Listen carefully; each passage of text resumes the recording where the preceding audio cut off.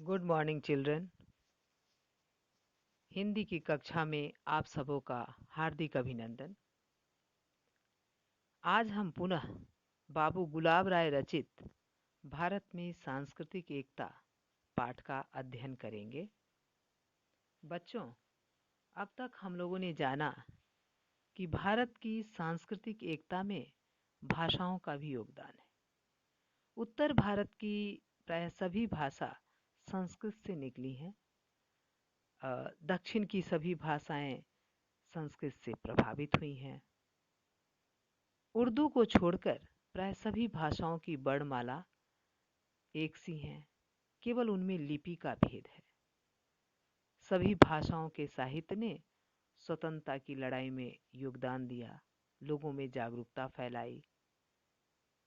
सभी भाषाओं का साहित्य भगवान राम और कृष्ण की पावन गाथाओं से परिपूर्ण है।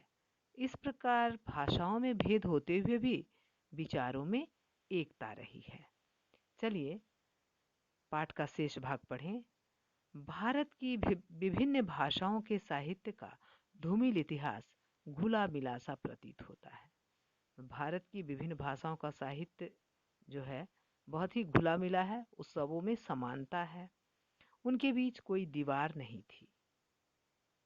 मीरा गुजराती और हिंदी में समान रूप से कवित्री मानी जाती है। जैसे मीराबाई गुजराती और हिंदी में समान रूप से कवित्री मानी जाती हैं। मीरा के गीतों से बंगाल भी माने मीरा गुजरात में भी उसी प्रकार आदरणीय रही हैं और हिंदी में भी समान रूप से वो उनकी महिमा रही है। मीरा के गीत से बंगाल भी प्रभावित हुआ है। भूषण की बानी का महाराष्ट्र में भी आदर हुआ था। संत तुकाराम आदि महाराष्ट्र संतों ने अपनी कविता में हिंदी को भी अपनाया। मराठी थे लेकिन उन्होंने हिंदी को भी अपनाया। विद्यापति समान रूप से हिंदी, मैथिली और बांग्ला के कवि माने जाते हैं। कबीर, दादू आदि संतों का व्यापक प्रभाव रहा है। उन्होंने अपने एक तारे की तान में सारे भारत को बांध दिया। तुलसीकृत रामचरितमानस का मराठी और बांग्ला में भी अनुवाद हुआ। तुलसीदास द्वारा रामचरितमानस की जो रचना हुई उसका अनुवाद वह उस रामचरितमानस ने लोगों के को इतना प्रभावित किया कि उसका मराठी और बांग्ला में भी अनुवाद हुआ। सूरदास के भजनों को प्राय सभी प्रांतों के गवैयों ने अपनाया।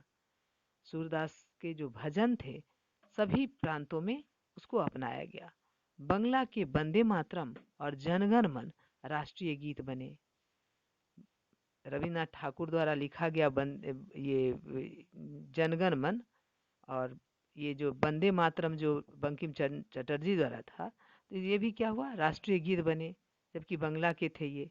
तो वेशभूषा, रहन सहन और शक्ल सूरत में भेद होते हुए भी भारतवासी अपनी जातीय व्यक्तित्व से पहचान लिए जाते हैं। हमारी एक जातीय व्यक्तित्व है, हम सबों का अपना अपना जातीय व्यक्तित्व है। यह हमारी जातीय मनोवृत्ति, जीवन मीमांसा माने जीवन की समीक्षा, रहन सहन, रीति रिवाज, उठने बैठने के ढंग, चाल ढाल, वेशभूषा, साहित्य, संगीत और कला में अभिव्यक्त होता है। सबों की अपनी पहचान है, जातीय व्यक्तित्व है। और ये रीति रिवाज, बैठने उठने का ढंग, चाल ढाल, इससे क्या होता है, अभिव्यक्त हो जाता है। तो विदेशी प्रभाव पड़ने पर भी यह बहुत अंशों में अक्षुण्ण बना हुआ है। हालांकि आप सब में विदेशी प्रभाव पड़ गया, लेकिन फिर भी ये हमेशा से बना हुआ है। अक्षुण्ण मतलब हमेशा से रहने वाला। हमारा जो जातीय व्यक्तित्व है वह मिट नहीं पाया, वह हमेशा से बना हुआ है। यही हमारी एकता का मूल मंत्र है। इसे किसी ने मिटाने की भी कोशिश की, लेकिन यह मिट नहीं सका। यह सभी का अपना अपनी सभी लोगों की अपनी पहचान बनी रही। सबका एक जातीय व्यक्तित्व रहा, सबकी जातीय मनोवृत्ति रही, रहन सहन, रीति रिवाज, उठने बैठने का ढंग, सभी संगीत और कला, ये सभी लोग अपने अपने ढंग से अभिव्यक्त करते गए। विदेशी प्रभाव पड़ने पर भी यह कम नहीं हुआ।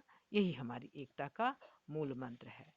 मतलब प्राचीन काल से ही हमारे ऋषि मुनियों तथा महापुरुषों ने भारत को एकता के सूत्र में बांधने का प्रयास किया।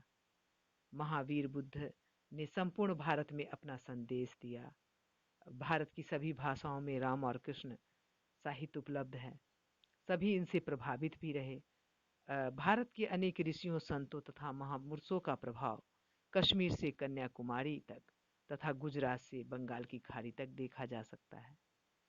तो भारत की सांस्कृतिक एकता ही राष्ट्रीय एकता की महत्वपूर्ण कड़ी रही है।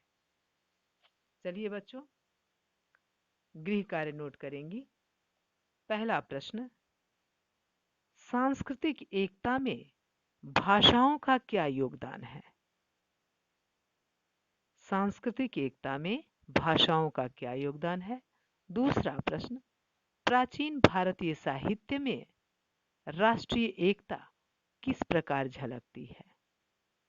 आज के लिए इतना ही। धन्यवाद।